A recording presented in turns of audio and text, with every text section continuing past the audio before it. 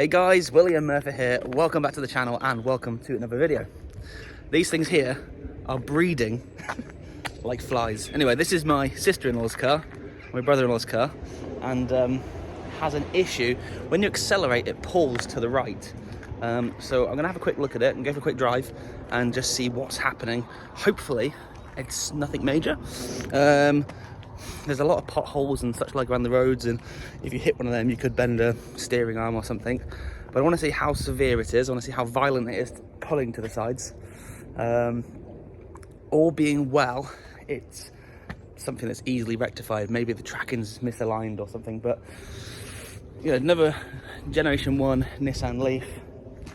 This one here's a 66 plate and the other one's a 13 plate, so this is a much nicer example of than this one. But let's get stuck in and see how we get on. Ooh. Okay, so you can see it's pretty similar. Foot on the brake and engine on. There's a nice little jingle as you get in as well. Right, so first of all, the tyre pressure warning is on. Now, I'm assuming that the tyre pressures are maybe low. If that's on, then that's suggesting that something isn't right around the car tyre-wise, so that possibly will cause a pulling. Let's get this camera set up. We'll go out the road and we'll see how it performs. Driving straight, accelerating, braking without my hand on the steering wheel, and see if it pulls to the sides. If it pulls to the sides whilst braking, it's potentially brake related. If it pulls to the sides whilst accelerating, it's probably going to be, looking at that, tyre related, a really easy fix. Okay.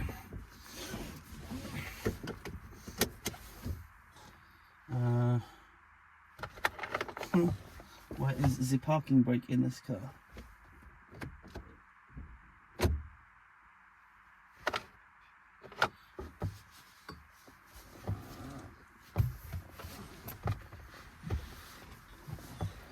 Foot pedal.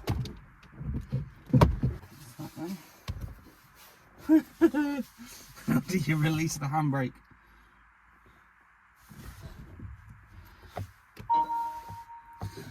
Let's have another go.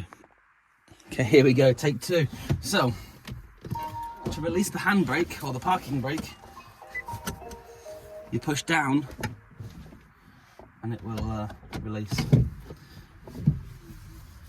So let's just go for a quick run up the road.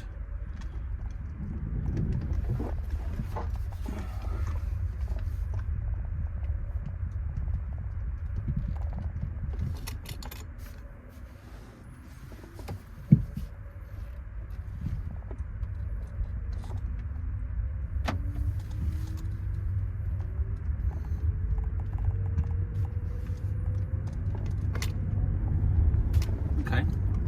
So it pulls to the right. You can hold it.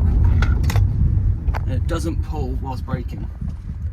But there's a hell of a knock over that side. So I think what we're going to do, I'll go to the top of the road, make sure everything else is okay. And this corner is going to be my starting point. There's something really rattling and vibrating on that side. It could be an under tray, could be a drop link, could be a top mount.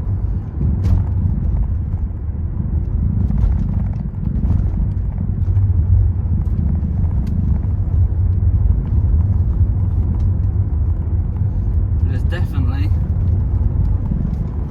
pulls right under load.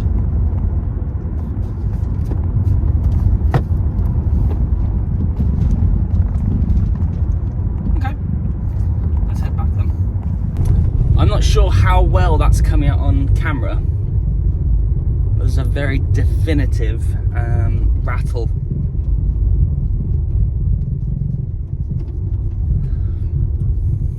Doesn't sound particularly healthy, I won't lie. So I'm going to just do my little loop. So when I get home, first of all I'm going to do is I'm going to check the tyre pressures. the tyre pressures with that symbol being on would suggest that we are low on a or multiple tyres. I need to find out what the tyre pressures are for this vehicle. Typically they're about 32, however the EVs are much heavier. I know from our Nissan Leaf it's about 36 all round, so quite a bit more pressure in them. Just trying to work out what that noise could be. As I say, could be top mount, could be drop link, could be an under tray of some description, but we shall see. Now, I know this car gets used on a daily basis, so we need to make sure that I can get this sorted and back to them as soon as possible. I'm hoping it's not going to need any parts, but that noise would suggest otherwise. Anyway, let's get home, let's get the front jacked up, let's get the tyre pressures checked, and let's see what we're facing. Righto, so let's take a look at this first. So, driver's door, typically there's a sticker, here we go. So, front's 36, rear 36, and the spare tyre 60. So 36, 36 is what we're looking for. Let's have a quick mooch around the car. Tyre looks okay this side, as does it this side. Those at the back, potentially a little bit lower here. Now typically your tyre will only be flat at the bottom. Tip of the day. So yeah, only a little bit flat at the bottom. These tyres look like they've seen better days. Actually, it's very, very squishy, so I think that one there is probably potentially at fault. And again, this one here, this one also has another issue with it being bald on the outer edge and very bald on the inner edge. So I think that's going to be my issue. Tyre pressures. I can inflate the tyre, however the issue is still going to stand that we're going to have the issue. But where on the inner and outer edge would suggest that it's been underinflated.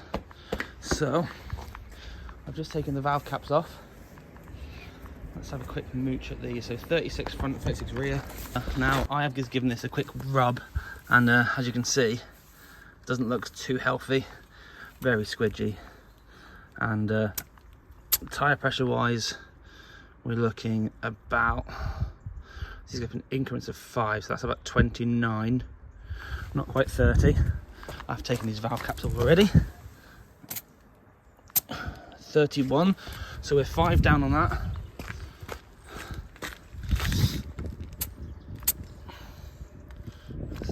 Two-ish, besides the focus. And the last one, 31. So we are down pretty much on every corner. The front left even more so. Now I'm not fully sure how TPMS sensors work. I know that they pick up a signal from the pressure and it feeds back to the computer. I don't know if there's a buffer. So if it's a 36 psi, what it needs to be front and rear. If it comes to 30, that's on the limit. It goes below 30, the light comes on, i.e. this corner here being 29. That may have triggered that light to come on. It may have been on for some time, I don't know. But what I can do now is, let's jack this corner up to have a look at what that knocking noise was and see if there's anything untoward there. I would almost suggest, not fully, but because there's wear on both the inner and outer side of the tyre, which I'll show you in a minute, I'm suggesting that's going to be underinflated for a period of time, and this has been wearing. Overinflated will wear through the middle. But yeah, let's jack the car up and let's take a look and see what's what, and see hopefully if we can work out where the fault is and what's causing this tyre to be rubbing and making this pulling noise.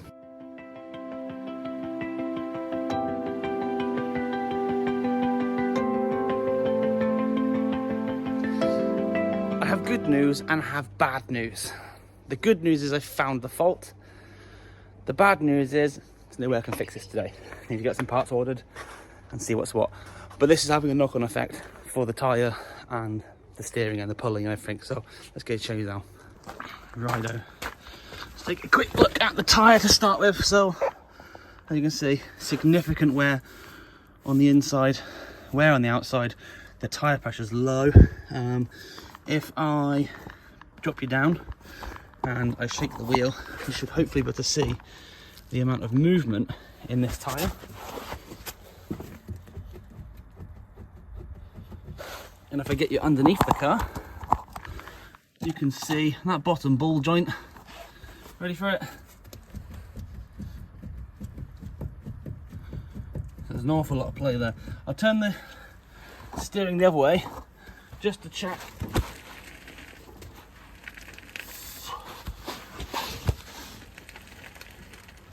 That's pretty much going to be what it's going to be.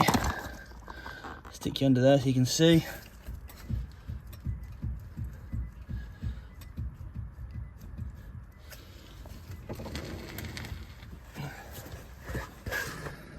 So I need to get that ordered up. It does need a tyre. What I'm going to do, I'm going to inflate the tyres all to 36 psi with the possibility that it's going to reset the light inside the car. Now, I'm not going to drive it like this because I think it's not going to be safe. However, if I can rectify the light, then we know that when the new tyre goes on the car, that's going to reset the light. Job done.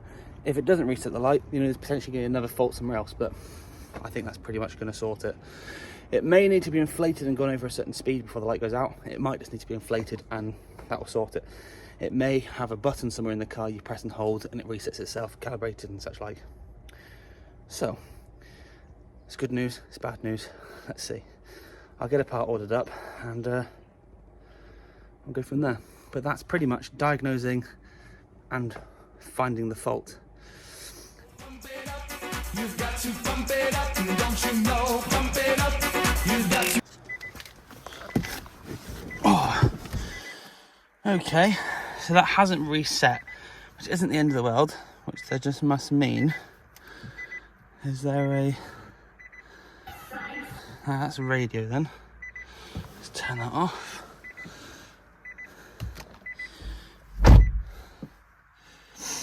Normally, there's a button somewhere on the dashboard which would set economy, battery 8%. Can I go through here?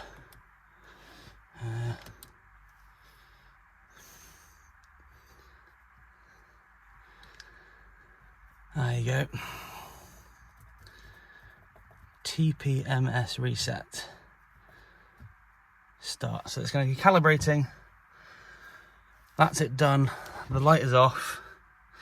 And you go through this little button here, which is the little box button. It goes through your options. So press that once and the menu comes up. Goes through the menu options. And then this next one will go down the options. And once I'm happy, I can then select what I want. So for this one, TPMS, which hopefully will come on the screen okay. And then down, and then I can press this left button. It will calibrate. The warning light will go off, and that's that sorted. So the tyres are done, that's good. Right, so the good news is I've identified what the fault is with the rattling, with the pulling. The bad news is that I can't get the parts, and I think I've just called the local parts supplier. It's about £80 for the lower arm. So I'm just trying to wait for a call back from a couple of places to see what their prices are, but hopefully I can get a good price on that and get the bit here and then get it fitted, and then this car is done in theory. It does need a tyre, it does ideally need tracking as well, with the arm going on, but overall it's not a bad little job to diagnose this issue.